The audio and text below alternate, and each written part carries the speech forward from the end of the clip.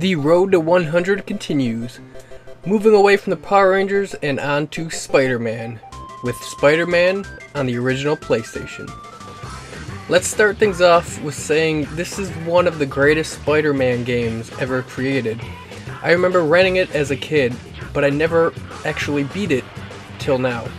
The story is actually pretty good, something you would see on an episode of the 90s animated series. Basically, a group of supervillains have teamed up in hopes of turning the entire city into symbiotes, and it's up to our friendly neighborhood Spider-Man to save the day.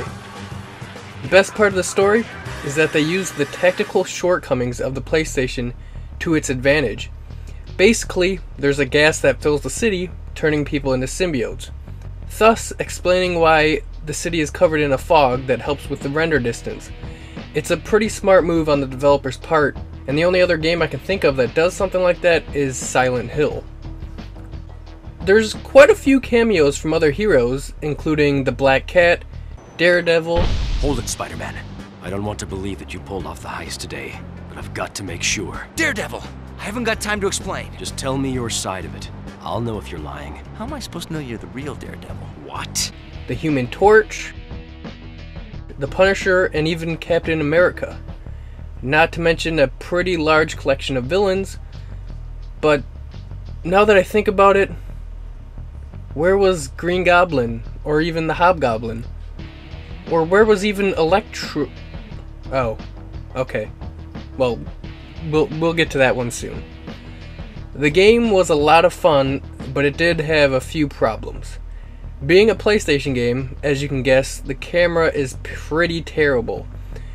Having a way to move the camera would be nice. Sadly, you're stuck with whatever angle it gives you, usually clipping to the back of Spider-Man. Another issue I had was certain things not working when they should. It could be that I was just doing something wrong, but it seemed like sometimes Spider-Man just wouldn't swing or wouldn't shoot the ball webs. It became really troublesome in later stages where you couldn't touch the floor without dying, and a battle with a giant Mysterio where you had to shoot him a dozen or so times with the ball webs, and there was just some times where it seemed like it wouldn't work.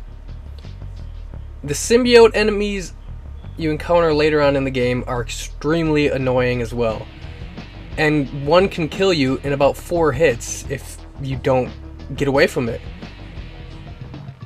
A lot of the game takes place inside buildings, so you don't get to swing around as much as you'd like. You don't really get the Spider-Man feel. Other than that, this game was fantastic. I had a lot of fun with it, and I beat it in one sitting in about 4.5 hours. So you beat up Doc Ock, and then you have to take on his partner in crime, Carnage, in a really good boss battle.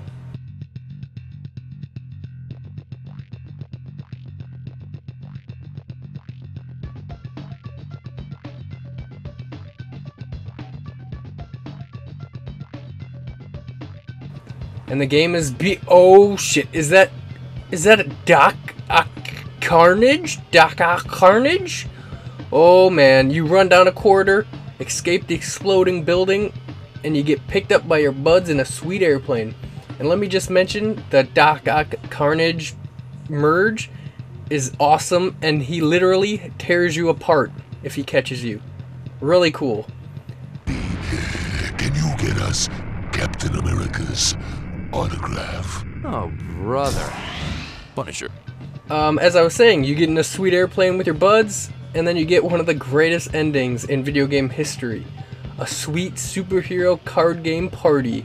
Beating you guys at cards ought to be pretty easy. Your spider sense won't save you here. Look who's talking, Daredevil. You've been looking at my cards all night. I don't need to look at your cards, Punisher.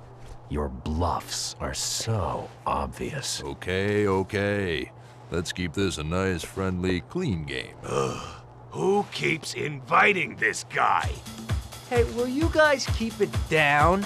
Hey, loosen up, kids! I'm on fire! And then a shitty jailhouse party.